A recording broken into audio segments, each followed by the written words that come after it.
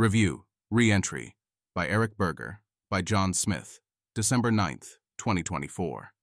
Reentry, SpaceX, Elon Musk, and the reusable rockets that launched a second space age. Berger, Ben Bella Books, 2024. My favorite ever piece of business advice comes from a review by Charles Haywood of a book by Damon John, the founder of FUBU. Loosely paraphrased, the advice is, each day you need to do all of the things that are necessary for you to succeed. Yes, this is tautological. That's part of its beauty. Yes, actually figuring out what it is you need to do is left as an exercise for the reader. How could it be otherwise? But the point of this advice, the stinger, if you will, is that most people don't even attempt to follow it. Most people will make a to-do list, do as many of the items as they can until they get tired, and then go home and go to bed. These people will never build successful companies. If you want to succeed, you need to do all of the items on your list. Some days, the list is short. Some days, the list is long. It doesn't matter. In either case, you just need to do it all, however long that takes. Then on the next day, you need to make a new list of all the things you need to do, and you need to complete every item on that list too. Repeat this process every single day of your life, or until you find a successor who is also capable of doing every item on their list every day. If you slip up, your company will probably die. Good luck. A concept related to doing every item on your to-do list is not giving up. I want you to imagine that it is a Friday afternoon, and a supplier informs you that they are not going to be able to deliver a key part that your factory needs on Monday. Most people, in most jobs, will shrug and figure they'll sort it out after the weekend, accepting the resulting small productivity hit. But now I want you to imagine that for some reason, if the part is not received on Monday, your family will die. Are you suddenly discovering new reserves of determination and creativity? You could call up the supplier and browbeat / scream / cajole / threaten them. You could LinkedIn stalk them, find out who their boss is, discover that their boss is acquaintances with an old college friend, and beg said friend for the boss's contact info so you can apply leverage. I recently did this. You could spend all night calling alternative suppliers in China and seeing if any of them can send the part by airmail. You could spend all weekend redesigning your processes so the part is unnecessary. And I haven't even gotten to all the illegal things you could do, see? If you really cared about your job, you could be a lot more effective at it. Most people care an in-between amount about their job. They want to do right by their employer, and they have pride in their work, but they will not do dangerous or illegal or personally risky things to be 5% better at it, and they will not stay up all night finishing their to-do list every single day. They will instead, very reasonably, take the remaining items on their to-do list and start working on them the next day. Part of what makes founder mode so effective is that startup founders have both a compensation structure and social permission that lets them treat every single issue that comes up at work as if their family is about to die. Footnote. In a way, startup founders represent an unwinding of James Burnham's managerial revolution, a return to the days of bourgeois proprietorship, when owning a business meant having your name on a sign outside the door. But there are startup founders, and then there's Elon. Before we talk about SpaceX, let's talk about every single other private rocketry company ever. It's easy to do because they all failed, or are in the process of failing, or are likely to fail in the future. There's an old joke in the rockets business. How do you become a billionaire in the space industry? Easy. You start with $2 billion. Okay. I'm not actually going to talk about all of them, but here are some of my favorites. When I was young, I was really into Maston Space Systems, which pioneered vertical takeoff / vertical landing rockets, and won the NASA / Northrop Grumman Lunar Lander Challenge, now bankrupt. And then there was Armadillo Aerospace, founded by none other than John Carmack, a man who built a career in pushing hardware to its absolute limits. Seriously. Read that link about the fast inverse square root algorithm, or watch a video explainer here. Footnote. There is dispute over whether Carmack actually invented the fast inverse square root function. Wikipedia says no, but I don't think it actually matters because it's the kind of thing he would invent. Carmack is built different. Didn't matter. Bankrupt. Okay. How about a different point of comparison? There's that other private space company. You know, the one founded by Jeff Bezos several years before SpaceX was founded. Blue Origin has not gone bankrupt yet, because Jeff Bezos has effectively infinite money and has committed to keeping Blue Origin on the dole for as long as it takes. Sure enough, the company has slurped up billions of dollars in capital, and after 24 years in business, has never actually launched an orbital rocket. It's literally the joke about how to become a billionaire in the space industry, in real life. Easy. You start with $210 billion. Across the decades, the pattern is clear. Ambitious newcomers to the space industry all fail. Well, all but one. Why is space hard? Fundamentally, it comes down to two things. The first is the tyranny of Tsiolkovsky's rocket equation. In layman's terms, this equation just expresses the fact that adding more and more fuel to your rocket has less and less of an effect, because eventually most of your fuel is spent moving the rest of your fuel. Any computer scientist would look at the asymptotics of the rocket equation and say, yeah, that's not going to work. But fortunately, rocket scientists are made of sterner stuff. However, we then plow into the second horrible reality, which is that if Earth were just a teensy bit denser, or a teensy bit larger, it would literally be impossible to attain orbit with chemical rockets. We are right in a zone where it is barely possible, which means it's a total nightmare. Because getting to orbit is barely possible, the machines we build to do it need to operate at the absolute limit of performance that human engineers can attain. To eke out that performance, the machines must be fantastically complicated and expensive. Because they're so complex, there are a huge number of things that can go wrong, and because the performance requirements are so strenuous, anything going wrong pretty much means total failure. Since even one thing going wrong is so catastrophic, every component now needs to be fantastically reliable in addition to fantastically performant, making it even more fantastically expensive. And remember, we're operating at the outer physical limits of what chemical reactions can do. That means, generally speaking, that we're using the most violent and unpleasant chemicals in existence. Footnote: Derek Lowe has a whole series on the worst chemicals in existence titled Things I Won't Work With. An alarmingly large number of them are rocket fuels. If you want a taste of the series, start here. Link. Merely storing and handling these chemicals is exceptionally dangerous and expensive, but we aren't just storing them. We're exploding them inside of the incredibly complex machinery that already has the preposterous performance and reliability requirements. Let's just say that doesn't make things easier. All of this leads to a horrible catch-22.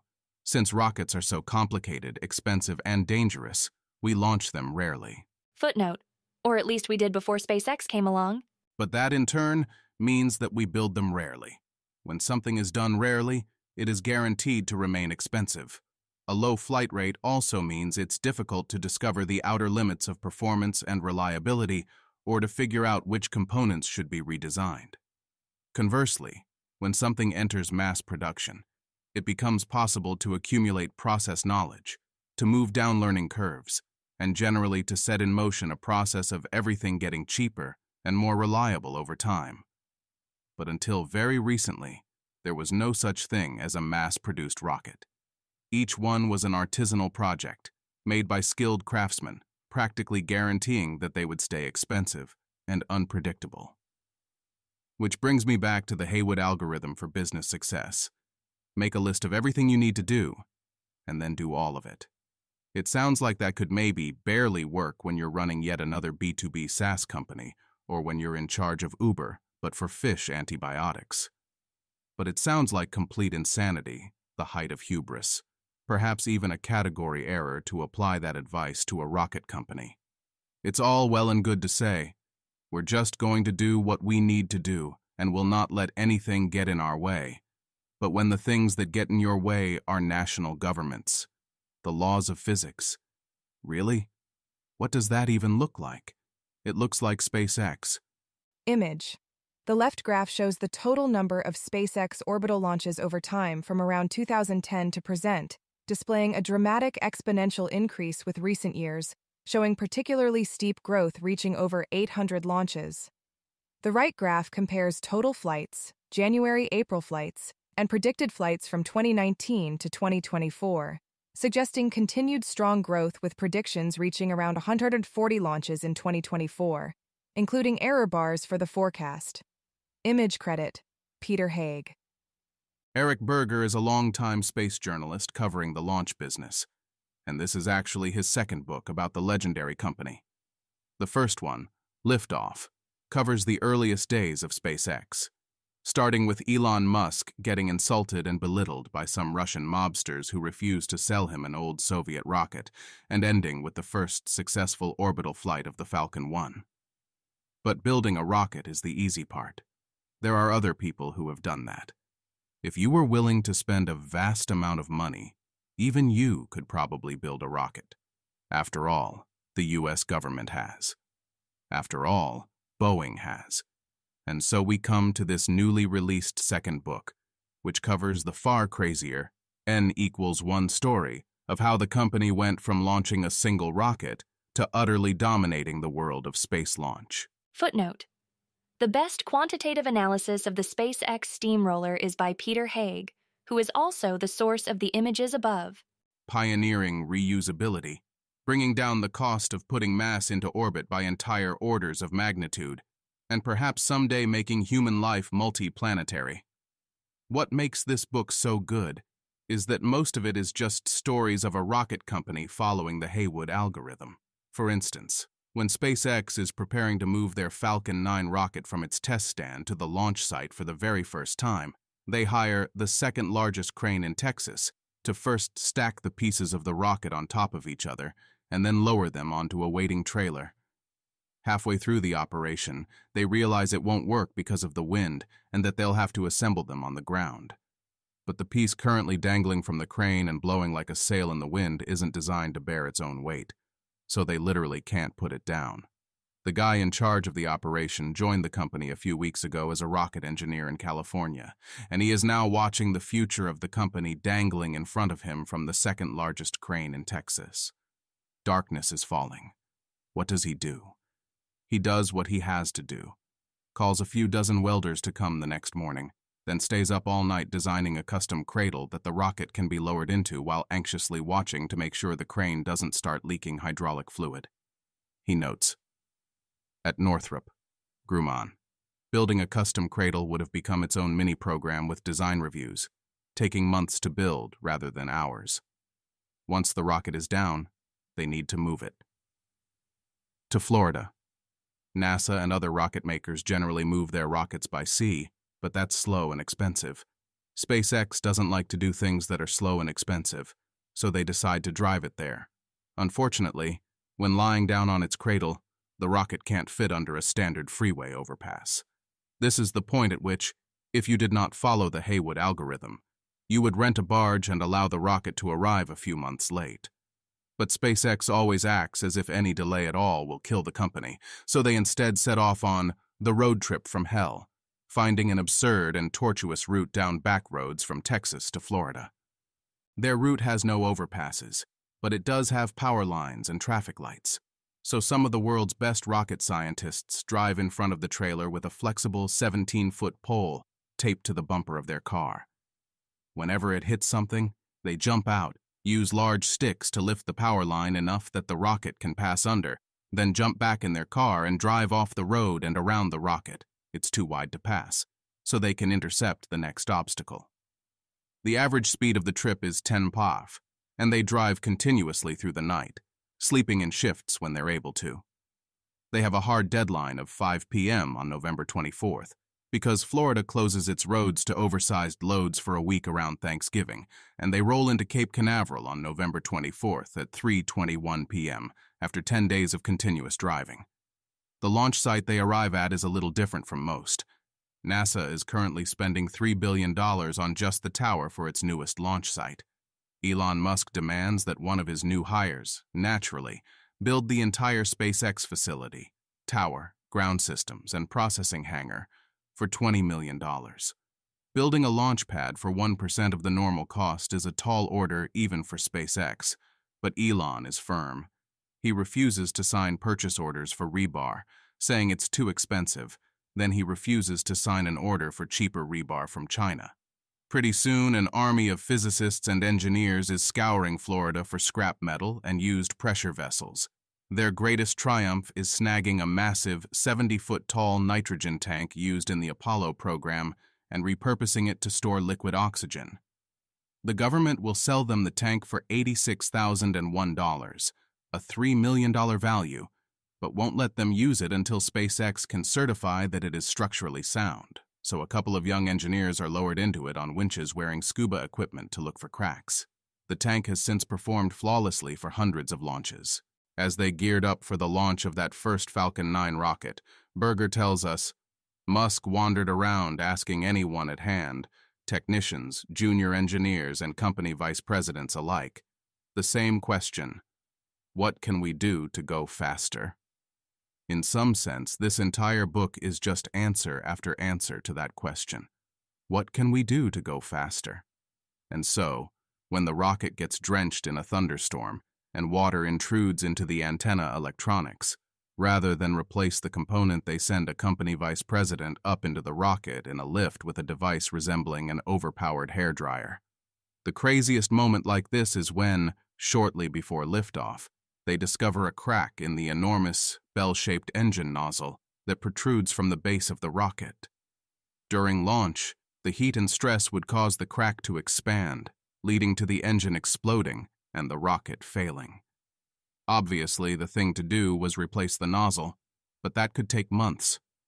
What can we do to go faster? Instead, they fly in their best technician from California, where he's just come off a double shift, and have him trim off the bottom few inches of the engine nozzle with tin snips. That will reduce the overall performance of the engine, but they don't need its max performance for this flight, and the cracked metal can't cause a problem if it's no longer attached to the rocket. The only problem with this plan is that the technician is deadly afraid of flying. Well, sucks for him, because he needs to fly to Florida right now. He's also been awake for 48 hours straight at this point. But neither of those is the heaviest cost he will bear. Halfway into the job, Anderson noted some pain in his cutting hand. He looked down and saw that the handle of his tin snips had worn through the glove he wore, as well as his skin. He could see a dime-sized area of white bone. What do you think he and his colleagues did? If you don't know the answer, then you haven't been paying attention. He wraps some duct tape around the injury and keeps cutting until the job is done. That last story is almost too perfect a metaphor for how SpaceX reliably hires the best people on Earth to do the job, and then almost as reliably grinds them into oblivion. The hours are insane. At one test facility, they rig up giant loudspeakers to blast Metallica's For Whom the Bell Tolls early every morning to get people out of bed. Oh, did I forget to mention everybody was sleeping at the office? So they can review the previous night's results, plan new experiments, work all day to get them set up, and inevitably work the first half of the night to accommodate some unforeseen complication, then collapse in their beds to be jolted awake by Metallica again, in an endless cycle, like some obscure area of hell that Dante forgot to mention. Footnote: at a different facility, an employee who spent several months working 16-hour shifts starting at 1 a.m. each day to get a rocket ready for launch begins whooping and celebrating as it begins to leave the pad, before it's even clear if the launch will be successful. When somebody demands to know why he's already happy, he gloats, "Because that bitch ain't ever coming back." The expectations are insane. If your work is short of perfection, you are expected to work nights and weekends until you have fixed all of the problems. You are reminded, constantly, and in no uncertain terms, that if you screw something up, it may result in hardware exploding and people dying. And if you screw something up while Elon Musk happens to be looking in your general direction, there's a good chance that you will be instantly fired. Footnote: one of the more amusing anecdotes in the book is one of these Musk insta-firings gone awry. Elon isn't happy with somebody, so he calls their colleague and orders them to fire their coworker. The colleague protests that the firing is unjustified, so Elon again orders the firing and says if they don't do it, he'll fire both of them. The colleague hangs up the phone, turns to the original person, and nonchalantly says that everything is fine. Elon rapidly forgets about it and never raises the issue again. How do they get away with treating people like this? Well, for starters, they hire a lot of very young people, especially young men. Young people do better with sleep deprivation. Footnote: this is why young people should be having kids. Take it from somebody who's had new babies both shortly after college and deep into middle age. It's a lot easier when you're young. And young people are less likely to have formed inconvenient perspectives about what is and is not reasonable for your job to demand from you. But these young people aren't exploited and treated as drones. SpaceX is one of the purest and most brutal meritocracies you'll ever see. Field promotions rain from the skies, as in a military force engaged in existential warfare. Men and women, but mostly men, in their mid-20s wind up with vice president titles, or in charge of entire departments. This in turn keeps the organization hungry and ambitious, because men in their mid-20s are hungry and ambitious. They take more risks, because they have less to lose and more testosterone in their bloodstreams. This sets the tone for the whole organization. With its hordes of young men rooming together or sleeping at the office, SpaceX can sound a little like a frat house.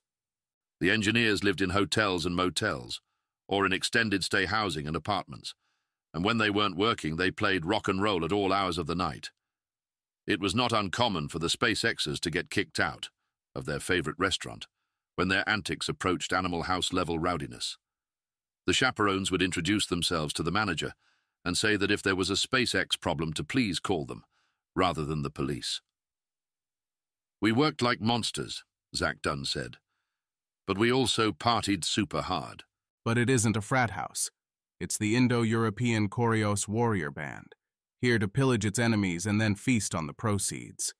They party like rock stars because they are rock stars, here to disrupt the stodgiest and least disruptible industry of all time, here to go to Mars, here to make life multi-planetary, and extend the flame of consciousness so it won't go out.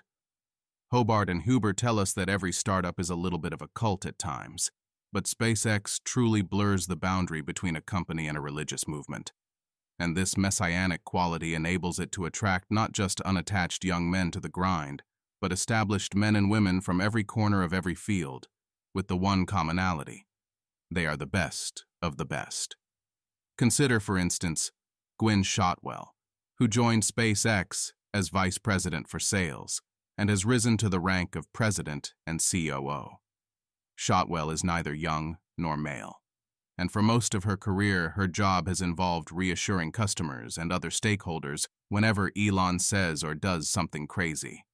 That combination of attributes has led some people to construct a comforting mythology in which Shotwell is the normal and adult manager who secretly runs the company while the titular CEO is off building electric cars or arguing with people on Twitter. But this is a fundamental misunderstanding of who Shotwell is and what her goals are. It's true that she's one of the company's most diplomatic leaders and a steady hand on the tiller. But make no mistake, Gwynne is just as ambitious and visionary as Elon. In fact, the week before I wrote this review, she announced that her goals for the company included not just interplanetary, but interstellar travel. Government and commercial customers have successfully deluded themselves into thinking that Gwynne is the normal one, and it's in SpaceX's interest to encourage that delusion. But joke's on them. There are no normal ones. And then, there's Elon. If you are reading this review, then like most people on planet Earth, you probably already have an opinion of Elon Musk. The most important takeaway for you from this book is that whatever your opinion currently is, it probably isn't extreme enough. They say that when you rise high enough and your organization gets large enough, the only thing you can really still influence as a founder is the corporate culture. But Elon and SpaceX teach us that's a huge influence indeed. Every bit of SpaceX's highly idiosyncratic culture, everything you might consider toxic and everything you might consider admirable, all flows from one man at the top. And the purest expression of Elon's cultural influence The thing he has chosen to spend all his reputation capital within the company on is, what can we do to go faster? Musk would often fly to South Texas on weekends, spending Saturday night at the launch site to check on its progress and prodding where needed. On one Sunday morning, at 2 or 3 in the morning, Wrench and Musk were discussing plans to build a Starship factory. Musk liked what he heard so much that he was ready to start. Right then. "He told me to call the concrete guy," Wrench said. "He was like, 'I'm here, so he needs to be here.' And so I called the concrete guy, the company that we used, and of course there was no answer." The other unusual thing for which I think Elon gets sole, individual credit, is the way SpaceX has stayed nimble despite becoming a very large and successful company. Part of why startups move so fast is that they have so little to lose. If a startup is pondering some risky activity, a challenging research program, or a major product redesign, or an edgy marketing campaign, or an uncertain hiring approach, the decision-makers know, in their heart of hearts, that the startup is default dead anyway, so they might as well roll the dice. Big companies are vastly less likely to engage in these risky activities because doing so could destroy billions of dollars of enterprise value. The secret weapon of SpaceX is that any time they're tempted to fall prey to loss aversion and to quietly shelve some big risky plan because it threatens to derail the valuable business they've already built, Elon shows up and screams and threatens to fire everybody unless they do the risky thing. Thus, despite being a large, valuable company with a very successful and profitable business, SpaceX regularly takes existential gambles that could destroy the entire company if they go wrong. By the time the Falcon 9 was up and running, SpaceX had essentially won. They could have rested on their laurels and enjoyed their monopoly for the next few decades. Instead, they bet the entire company on propellant densification, which blew up a rocket or two and indeed nearly destroyed the company. Footnote: propellant densification may sound like a nerdy topic, but it's actually one of the most interesting subplots in the entire book. In the interest of making the Falcon 9 the highest-performing rocket ever, and especially in the interest of improving the economics of booster landing and reuse, SpaceX decided to try to just pack more fuel and oxidizer into the tanks. The way you fit more of a gas or liquid into a given volume is by making it colder. So they developed a way to chill liquid oxygen down to negative 340 degrees Fahrenheit, way colder than anybody had ever made it before. What they weren't prepared for was that at these temperatures, liquid oxygen starts making all kinds of horrible, eerie noises that made the engineers not want to be around it. Then, once that was working, they bet the entire company on the Falcon Heavy rocket, whose development program nearly bankrupted the business. After that, they bet the entire company on the Starlink satellite constellation. Most recently, they have taken every bit of money and talent the company has and redirected them away from the rockets that make all their money and towards the utterly gratuitous Starship system. Each of these bets might have been a smart one in a statistical sense, but it still requires a special kind of person to take a $200 billion market cap and bet it all on black. So why has Elon done this? Does he just not believe in the St. Petersburg paradox like Sam Bankman-Fried claimed to do? No, it's actually very simple. Remember all that stuff about how SpaceX is less of a company and more of a religious movement, with a goal of making life multiplanetary. Elon and SpaceX behave the way that they do because they believe that stuff very sincerely. A version of SpaceX that merely became worth trillions of dollars, but never enabled the colonization of Mars, would be a disastrous failure in Elon's eyes. Every bit of company strategy is evaluated on the basis of whether it makes Mars more or less likely. This fully explains all the choices that look crazy from the outside. SpaceX does things that look incredibly risky to conventional business analysts because they reduce the risk of never getting to Mars, and that's the only risk that matters. This has the nice side benefit for shareholders that it's revolutionized space travel several times and built several durable monopolies. But if Elon decided that actually blowing up the business increased the odds of getting to Mars, he would do it in a heartbeat. He's said as much. This all has very important implications that we will return to in a moment. A necessary and to me charming component of this approach is an utter disregard for bad press. Most corporate communications departments live in flinching terror of the slightest whiff of negative PR. Meanwhile, SpaceX puts out official blooper reels of exploding rockets. More seriously, one of the company's lowest points came in the aftermath of the CRS-7 mission, when a rocket exploded 2.5 minutes after launch and totally destroyed its payload. Most companies would do everything possible to minimize the risk of the following return-to-flight mission. SpaceX instead used it to debut a completely untested overhaul of the rocket and to attempt the first ever solid ground landing of an orbital-class booster. It succeeded. Hopefully by now it's not a mystery why SpaceX is a far more effective organization than NASA, but I think this last point is underappreciated. NASA, unfortunately, has boxed itself into a corner where it cannot publicly fail at anything. Footnote: remember propellant densification?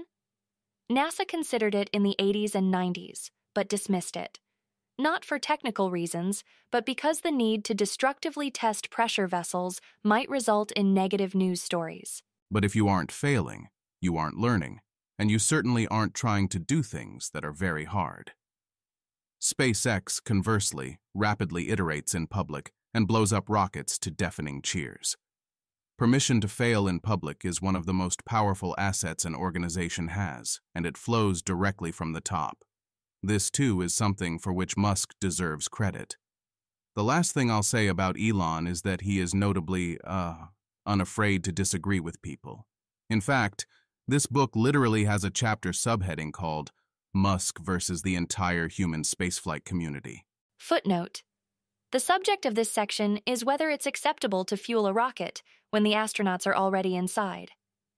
The position of the entire human spaceflight community was that fueling can be dangerous, so better to complete propellant loading first, wait for everything to settle, and only afterwards being the astronauts on board. Seems sensible enough, but remember propellant densification? SpaceX's ultra-cold liquid oxygen immediately begins heating up after loading, so the only practical way to use it is to load at the last minute and then immediately launch the rocket. Densification was vital to eking out the last bit of performance margin that makes rocket reuse possible, so Musk stuck to his guns. So far, 0 astronauts have died as a result. This quality can be a bit of a two-edged sword, but it's safe to say that without it, the company would never have gotten anywhere. Practically from the moment SpaceX came into existence, its enemies were trying to destroy it. Anybody who followed space policy in the early to mid-2010s knows what I'm talking about.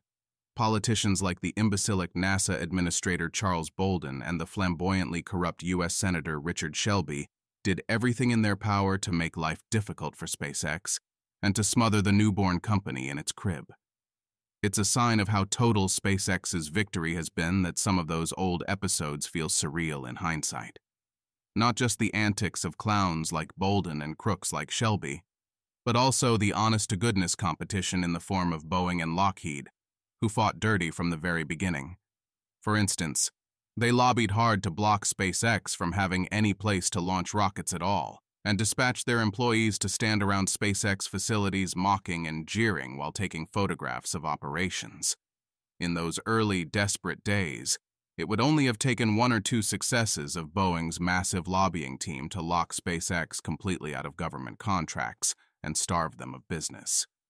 It was only Elon's reputation as a lunatic who will sue everyone that prevented NASA from awarding the entire commercial crew program to Boeing despite SpaceX offering to do it for about half as much money. Footnote: NASA's pretext for favoring Boeing over SpaceX was the former's reliability and experience and technical superiority.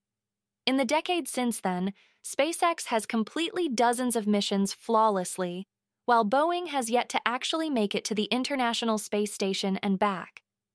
And of course, Elon actually did sue the Air Force when under intense lobbying, they froze SpaceX out of the EELV program. All of this is ancient history now. SpaceX's competitors are no longer trying to stop the company with lawfare, because SpaceX no longer has any meaningful competition. But there are still people trying to slow down and sabotage the company. They're just doing it for ideological rather than economic reasons.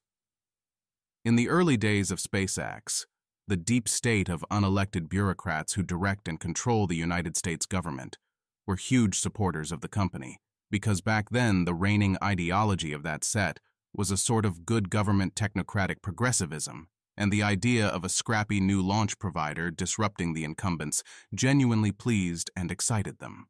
A few years later, the state religion changed, and a few years after that, Musk revealed himself to be a definite heretic.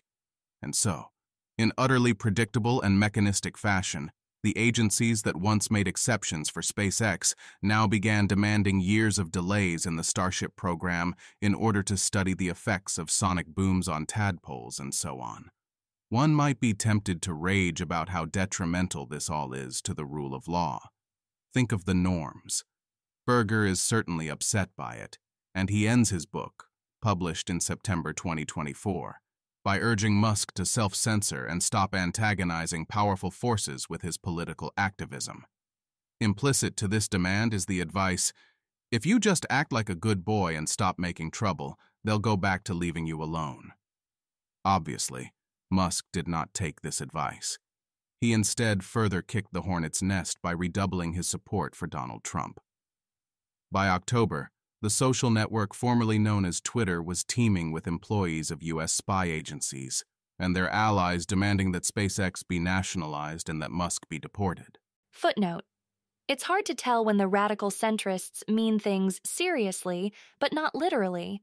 But I sincerely think that had Trump lost, the best case outcome for Musk would be something like Jack Ma.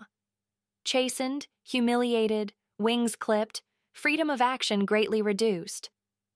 Given that Trump's election was no sure thing, why would he take this risk? David Froome. I wrote a long time ago that US government needed to have a plan ready to nationalize Starlink. There was a famous uprising against the Qin dynasty that happened when two generals realized that, 1, they were going to be late, and 2, that the punishment for being late was death, and 3, that the punishment for treason was also death. Elon Musk thinks being late to Mars is just as bad as being deported and having his companies taken away from him. He has already gambled the entire future of SpaceX on a coin flip 5 or 6 times because he considers partial success and total failure to be literally equivalent. When it became clear that an FAA empowered by a Harris administration would put one roadblock after another in front of him, his only choice was to rebel and to flip the coin one more time. When I saw Musk charging into the lion's den back in October, I immediately thought of the Haywood algorithm and its dreadful, stark simplicity. Make a list of everything you need to do in order to succeed, and then do each item on your list.